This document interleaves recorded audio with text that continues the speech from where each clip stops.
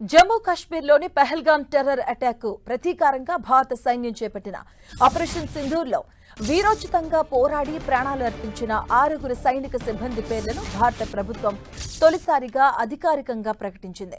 Operation సింధూర్లో శత్రువులతో వీరోచితంగా పోరాడుతూ భారత సైన్యానికి చెందిన 5, భారత వైమానిక దళానికి చెందిన ఒక సర్జెంట్ వీరమరణం పొందారు. వారిలో subedar major Pavan Kumar, headquarters 10 infantry B grade rifleman Sunil Kumar, 4వ battalion Jammu and Kashmir light infantry regiment lance Naik Dinesh Kumar, 5 field regiment అలాగే Agniveer Murali Naik, 851 light regiment Havildar Sunil Kumar Singh, 237 field workshop surgeon Surendra Kumar, 39 wing భారత వైమానిక దళం ఉన్నారు.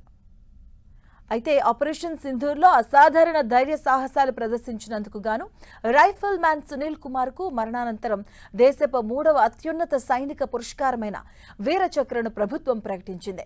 అదేవిధంగా భారత వైమానిక దళానికి చెందిన సర్జెంట్ సురేంద్ర కుమార్ కు మరణానంతరం వాయుసేన మెడల్ బహుకరించి గౌరవించింది. దేశం కోసం ప్రాణాలు అర్పించిన ఈ అమరవీరుల త్యాగాలను స్మరించుకుంటూ జాతీయ యుద్ధ స్మారకం వద్ద త్వరలోనే ప్రత్యేక కార్యక్రమాన్ని నిర్వహించనున్నారు.